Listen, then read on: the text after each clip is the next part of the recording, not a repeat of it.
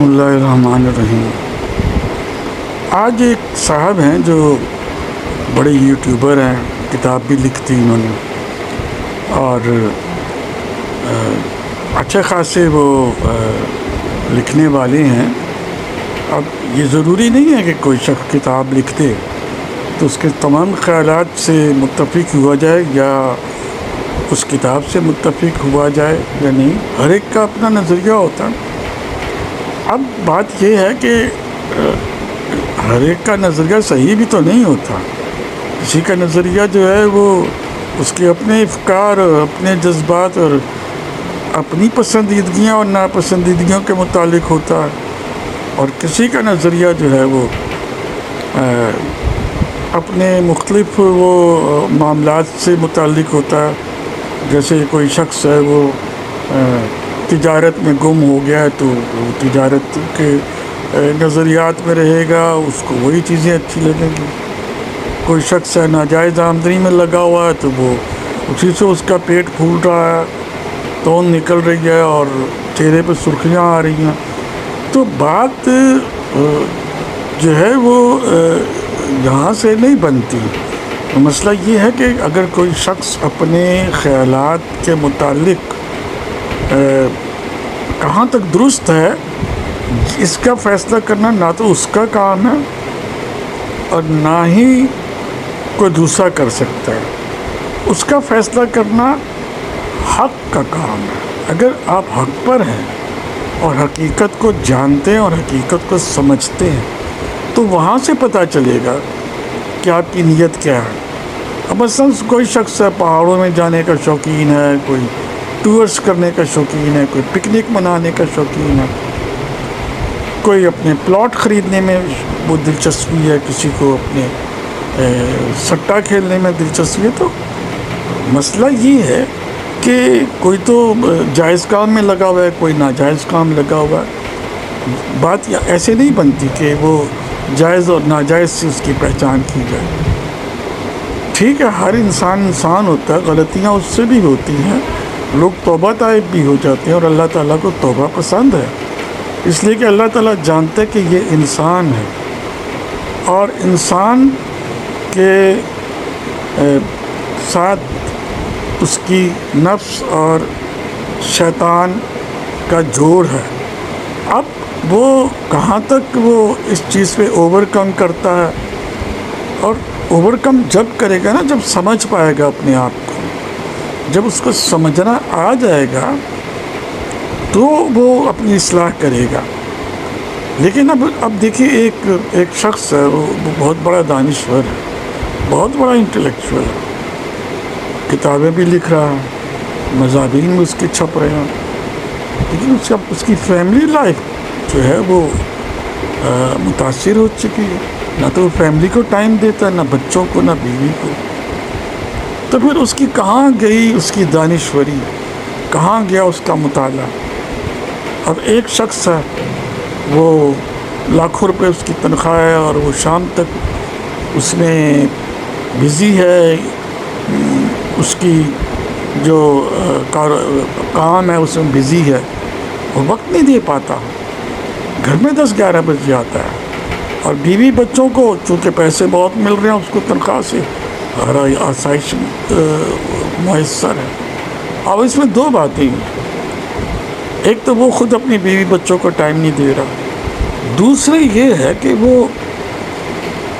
جو اس کی بیوی بچے ہیں جو کہ عادی ہو گئے آرام طلبی کے، عیش و عشرت کے، نفس پر قابو نہ پانے کے، اور ان تمام ہدایات پر عمل نہ کرنے کے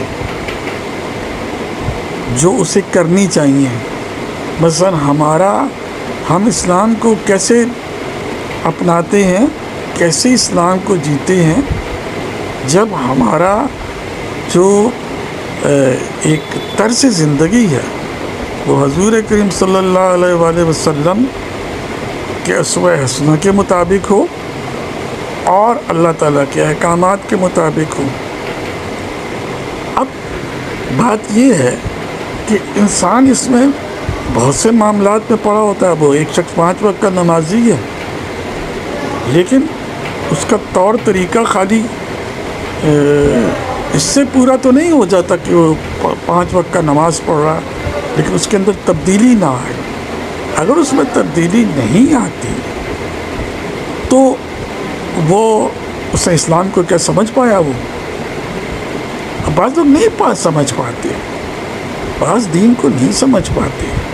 بات یہ کہ دین کو آدمی جتنا بھی سمجھ پائے، جتنا بھی دین میں آ کے دین کو اپنائے اور اس کی طرز زندگی میں وہ چیز آئے، اس میں ضروری نہیں ہے کہ وہ بیٹھا رہے، وہ تسبیح نکالتا ہوا پورا دن رات۔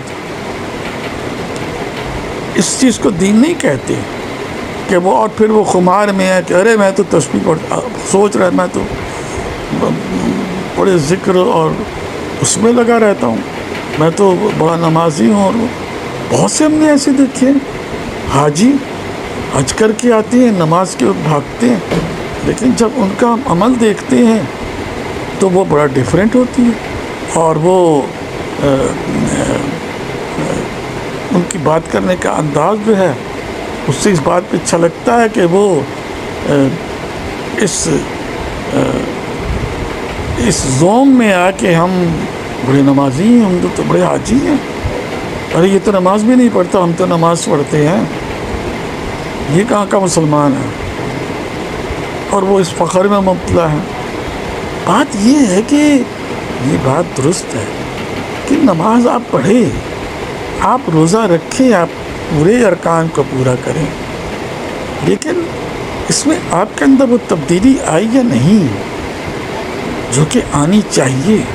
آپ کے اندر وہ اخلاص، وہ محبت آئی کہ نہیں جو آنی چاہیے؟ اگر آپ کے اندر وہ اخلاص نہیں ہے، آپ کسی نہ کسی معاملے میں یا جس طرح کے بھی معاملات میں ہیں، اس میں وہ یوں ڈوبے ہوئے ہیں جیسے آپ کی پسند ناپسند آپ غالب آ گئی ہیں، آپ کی وہ باتیں، وہ چیزیں آپ پہ غالب آ گئی ہیں، اور اسی کے سرور میں مبتلا ہے کہ ارے میں تو مراقبے میں لگا رہتا ہوں، ارے مجھے تو سکون اور سرور ہے، اور اس کے خیالات بدل رہے ہیں اور اس کی کیفیات بدل رہی ہیں، اچھی کیفیات ہو رہی ہیں، اور وہ سمجھ رہا ہے کہ میں نے تو پا لیا اس چیز کو جو کہ مجھے بتائی گئی ہے، دین نے جو مجھے بتائی ہے۔ دیکھیں اگر اس میں کچھ اچھا آیا ہے تو خدا کا شکر کرے، لیکن اگر وہ یہ سمجھ بیٹھا ہے کہ میں نے دین کو سمجھ لیا ہے تو یہاں پر وہ غلطی کرتا ہے۔ اچھا، دوسری بات یہ ہے کہ انسان جب اس قسم کی چیزوں میں آتا ہے تو بعض اوقات اس کا ذہن سے دھوکہ بھی دینے لگتا ہے۔ مثلا وہ جو بات وہ کہتا ہے ویسے وہ کرتا نہیں ہے، اور دھوکہ یوں دینے لگتا ہے کہ وہ ایک ہیلوسینیشن کا شکار ہو کے اس کو اپنے درجات کی بلندی سمجھ لیتا۔ ارے بھائی تم ہیلوسینیشن کا شکار ہو، جس کو اردو میں فریب تصور کہتے ہیں، اب فریب تصور میں وہ کہہ رہے ہیں ارے میری تو ملاقات ہو رہی ہے فرشتوں سے، ارے میری تو ملاقات ہو رہی ہے ارواح سے۔ تو یہاں سمجھنے کی ضرورت ہے۔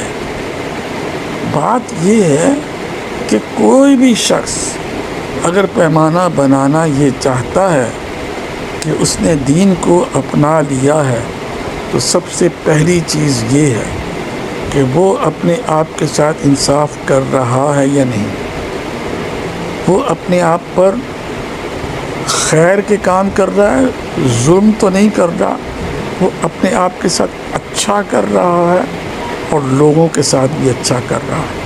پھر تو بات بنتی ہے کہ کسی حد تک یہ دین کے مطابق یا حضور صلی اللہ علیہ وآلہ وسلم کے اسوہ حسنہ کے اور قرآن پاک کے احکامات کے مطابق ہے۔